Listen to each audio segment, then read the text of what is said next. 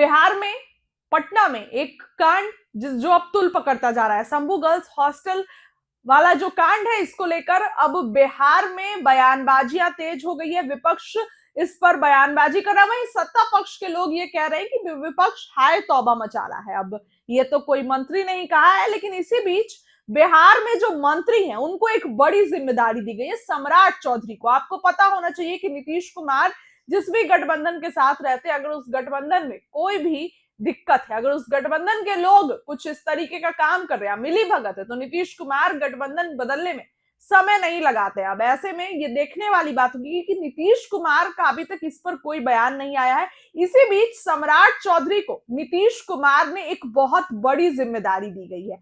सम्राट चौधरी को पटना का प्रभारी बनाया गया है, और खास करके बिहार में जो शंभू गर्ल्स हॉस्टल वाला जो कांड चल रहा है, अगर उसके बाद ये जिम्मेदारी दी गई है तो कहीं ना कहीं नीतीश कुमार की कोई मंशा है। अब देखिए, सबसे पहले तो आपको बताऊं कि सभी मंत्रियों को विभाग दिया गया है, लेकिन सम्राट चौधरी को अगर पटना का प्रभारी बनाया गया है तो इसमें कोई बड़ी वजह निकलकर सामने आ रही है। देखिए, सरकार प्रदेश में विकास योजनाओं को जमीन पर उतारने के लिए किसी भी प्रकार की कोताही सरकार बरतने के मूड में नहीं है। इसी बीच सरकार ने विकास योजनाओं एवं जन कल्याणकारी कार्यक्रमों के प्रभारी क्रियान्वयन और निगरानी को लेकर मंत्रियों को जिलों का प्रभार सौंप दिया है।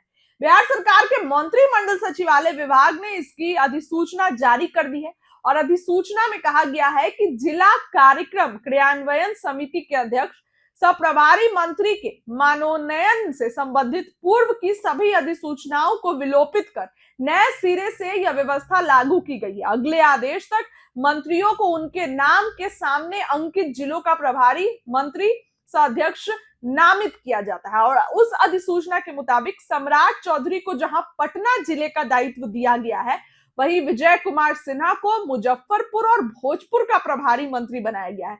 इसी तरह विजय कुमार चौधरी को पूर्वी चंपारण और नालंदा जिले की, जबकि विजेंद्र प्रसाद यादव को वैशाली और सारण, श्रवण कुमार को समस्तीपुर और पूर्णिया, मंगल पांडे को दरभंगा और पश्चिमी चंपारण, दिलीप जायसवाल को भागलपुर और गया जी, और अशोक चौधरी को सीतामढ़ी, शिवहर व जहानाबाद का प्रभारी बनाया गया है।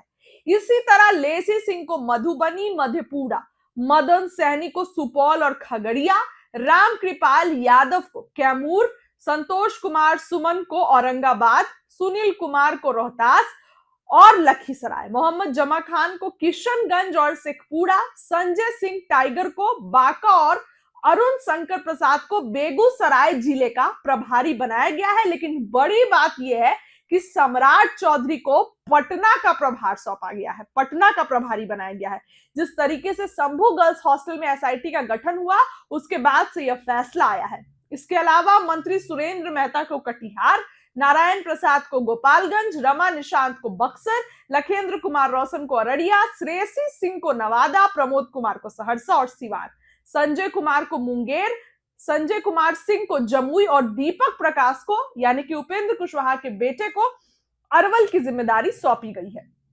लेकिन ऐसे में सम्राट चौधरी को पटना का जो प्रभारी बनाया गया है, अब देखने वाली बात होगी कि क्या कुछ सम्राट चौधरी करते हैं, क्योंकि नीतीश कुमार इस पूरे मामले को लेकर अब ये बोल रहे हैं कि जल्दी से जल्दी इस मामले को सुलझाया जाए और आरोपियों पर कड़ी से कड़ी कार्रवाई की जाए, क्योंकि नीतीश कुमार करप्शन से कभी भी कॉम्प्रोमाइज नहीं करते। नीतीश कुमार जब महागठबंधन के साथ थे तो उस समय भी कुछ ऐसी बातें हुई, तब नीतीश कुमार ने तेजस्वी यादव से कहा था कि आप अपनी सफाई दीजिए, और तेजस्वी नहीं दे पाए थे, इस कारण से नीतीश कुमार बीजेपी में आ गए थे। तो अभी भी नीतीश कुमार का यही रुख है। नीतीश कुमार इस चीज को लेकर बहुत अलर्ट है, और वो कह रहे हैं कि सम्राट चौधरी को कि कैसे भी ये मामला सुलझाना है। इस मामले को लेकर विपक्ष पूरे तरीके से तैयार है। विपक्ष बजट सत्र में ये मुद्दा उठाने वाला है। तेजस्वी यादव ने हालांकि इसको ट्वीट किया था। तेजस्वी यादव ने इस पूरे मुद्दे पर खुलकर सामने कुछ भी नहीं कहा है, लेकिन बजट सत्र में विपक्ष का ये मेन मुद्दा रहेगा, और विपक्ष इसी मुद्दे पर सरकार को घेरने का पूरी कोशिश करेगा। तो देखने वाली बात होगी कि इस पूरे मामले को लेकर क्या कुछ होता है, इस पूरे मामले पर सरकार खुद को कैसे बचाती है। लेकिन इसी बीच सभी मंत्रियों को बहुत जिम्मेदारी सौंपी गई है। फिलहाल आपको क्या लगता है, अपनी राय कमेंट सेक्शन में जरूर रखिए। वीडियो को लाइक करिए, चैनल को सब्सक्राइब करिए।